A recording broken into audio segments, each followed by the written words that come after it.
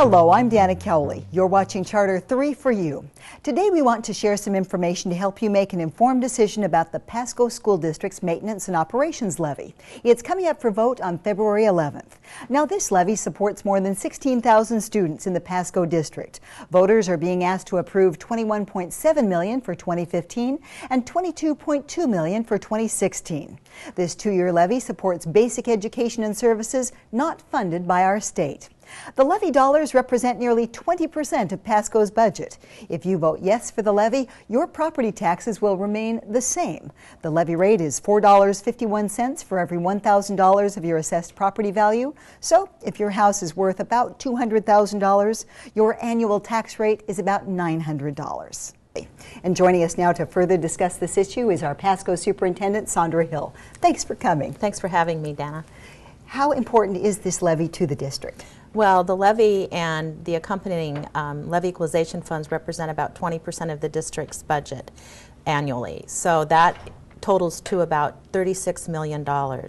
And those dollars pay for 59% of them go for teaching and learning programs, about 8% go for academic and athletic teams and clubs, and about 33% goes for basic operations such as utilities, insurance, transportation, and things like that. So they are vital funds to the annual operations of the district, and they impact every single student. And so if a person is interested in getting out and voting, why should they vote for this levy? The levy funds vital educational programs and some unique programs that our community values. For example, we have an award-winning music program. I think this year it's our 7th time to be voted one of the top 100 music education communities in the nation. That's great. And levy dollars fund the majority of that program, and we offer very diverse music opportunities, music education opportunities for our students. Levy dollars also fund unique programs like our Team Pasco Home, where our high school students from both large high schools build a home every year in our community. And so these are vital funds for important instructional programs. And what happens if people don't pass the levy? If the levy doesn't pass, then we'll have to eliminate $36 million of functions from our budget each year.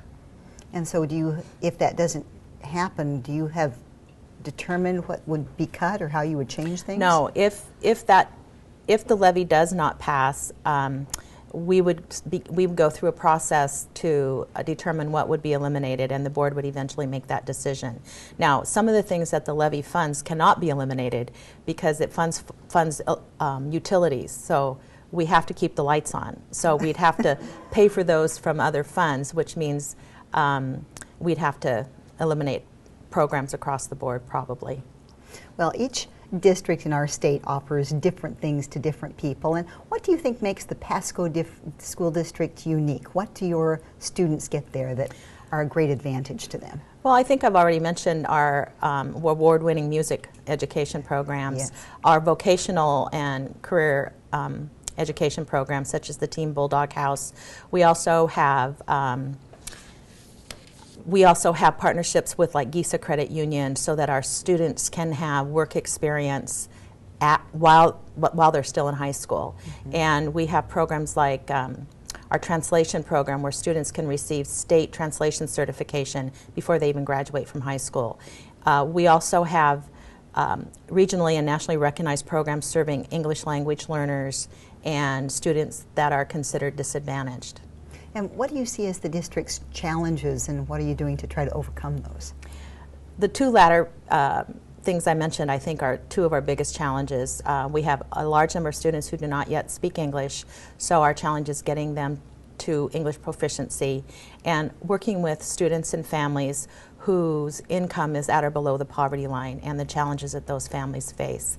Another challenge we have in Pasco is we've had significant student enrollment growth for the last 15 years. Oh yeah, it's just exploded. It has exploded, and we were hoping the explosion would die down a little bit, but it doesn't seem to have. So we appreciate the voters last February approving a school bond election to construct 3 new elementary schools. And those schools will be focused on science, technology, engineering, and mathematics, or what we call STEM education.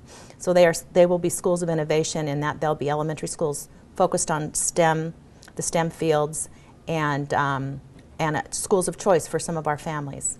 All right, Sandra, thank you. We really appreciate you joining us. Thank you. And good luck. Thanks, Dan. Sandra Hill, the Superintendent for the Pasco School District.